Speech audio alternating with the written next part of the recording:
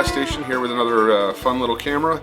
A little bit of a premium point and shoot here. I have today the Leica C3, and this Leica C3 has a 28 to 80, 3.6 to 7.9 Varial Elmar lens. So at that at that speed, you're not going to be getting a lot of light. So this is better suited, I think, for bright days.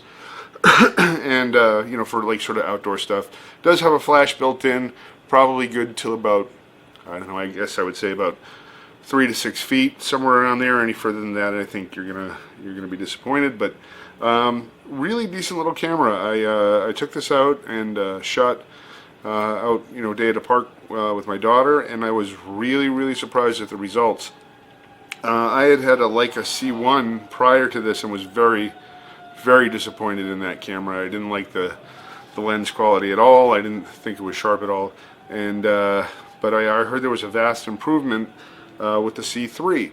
And the C3 is, my understanding, is sort of more of a rare camera, I guess. I haven't seen too many of them around. I didn't even know about the C3. Even after I knew about the C1 and the C2, I didn't even know the C3 existed. But it's basically the same look as the other cameras, but there are some improvements. It does have the 28 to 80 lens, and some people have said that it's the same lens that's in the Minilux Zoom. I'm not sure if that's true or not, but I was certainly impressed by the results. Very sharp. Really almost as sharp, I would say, as my Rollei 35WQZ, which is probably got the sharpest lens that I have of any camera. This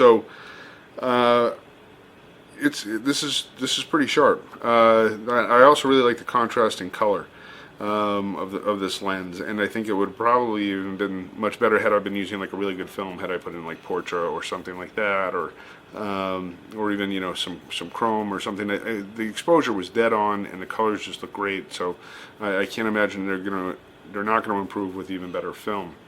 So anyway, a quick tour around the camera. It's a what I believe is, I think it's a titanium skin, or it's certainly a metal skin, and it's really nice looking. I like the silver and the black sort of look to it. On the top and bottom is sort of like a rubberized pad, and it's very comfortable to hold that way. It's just fits really nicely in your hand. It has this sort of this finger grip here, which I really like a lot, and it's placed in just the right places, and I really am very pleased with that. Power button right here. You got to press and hold it for a second. The camera will turn on. Press and hold it for a second. It shuts off. It's got the shutter button right here. It actually has a pretty nice feel to the shutter button. It feels pretty good. Over here, this is for setting the date. You have the timer, and there's a mode button, and there's a ton of modes in this thing, a ton of flash options, slow sync and red eye, and just a whole slew of flash options. But I'm not a big flash guy, so again, and it's not a hugely powerful flash, but you know, I think indoors or something like that.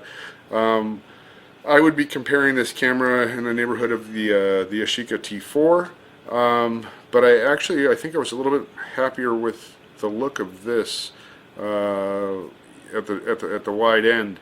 Zooming in, I don't think it's as strong as the camera, although the T4 that I had was not a zoom. I had the single lens, and I haven't actually used the T4 zoom, but in the premium point and shoot world, I would put this up there pretty much with any of the good ones, with the Miju 2, which is the Olympus Stylus Epic.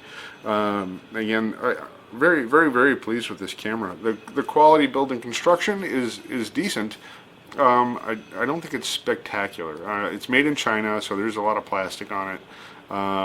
But I think the quality of the lens is definitely there, and the camera's really quiet. Just kind of a little bit of a whir, and it just does its thing. It's got a nice little rubberized eyepiece back here with a diopter adjustment, which is really nice. You know, and as I'm getting older, my vision is starting to fail a little bit, so I really appreciate things like that. Your zoom control is here. It's not the fastest to zoom in and out, but I think it's usable for the most part. I really like this camera on the wide end though, so I don't I'm not really crazy about the zooming with it too much. I don't think it's really necessary.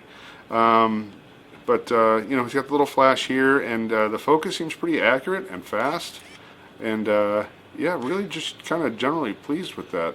Again, I don't know if I mentioned it or not, but if you set something on this camera, like if you turn off the flash, you can program that to stay off, which is one of my big problems with the Olympus Stylus Epic.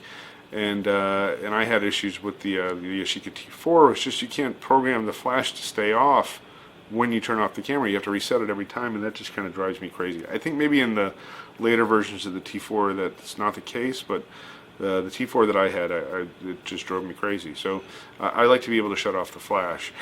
And you know, an adjustable diopter, how cool is that? It's got that film window that I really like. And you know, it's just got a good shape. It's just comfortable. It's not too small. It's not too big. It's just a good size for a point and shoot.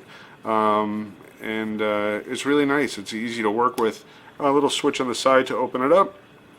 And you open her up here, and the film loads from right to left. So you put your film in there, put the leader to this this yellow spot in here, and just close her up, and she's ready to go. Well, after a second of winding the film, but there's no film in there obviously. And then it's just ready to go, ready to point and shoot. And again, some really just, you know, great shots I got with this camera, and surprisingly sharp, and again, great contrast. The little strap is nice. I mean, it's just a really great, just kind of get out and go and shoot camera. Really very much enjoyed it. I really like it, so I would highly recommend it. So this is going on my keeper list, definitely. I really like it, and I would recommend pursuing one if you see one. I don't know what typical market price is on these. Again, it's really hard to find them, but I don't know. I wouldn't spend huge money on it. I wouldn't spend like $200, $300, $400 on it. But you know, in a lot of ways, I think it is comparable to the Contax, except you don't have the adjustability as you would with the Contax. You can't set your own apertures and stuff like that. It really is point and shoot. You do have some, you know, backlight compensation setting in here, but that's pretty much it. It's like, it's auto exposure, guys. So you're not going to do a lot of messing around with it. But again, just to get out there, get shooting, get some good film in it, I think you're going to be surprised and happy with the results. So again, that's it. Brian the Gas Station, the Leica C3 is going up with my thumbs up, highly recommended camera list. I definitely think that one's a keeper. So anyway, that's it, guys. Thanks for watching, and please keep up with the comments and liking and subscribing and all that stuff. I really appreciate it, and I'm going to keep these videos coming. So that's about it again. Brian the Gas Station. Thanks very much, guys. Take care.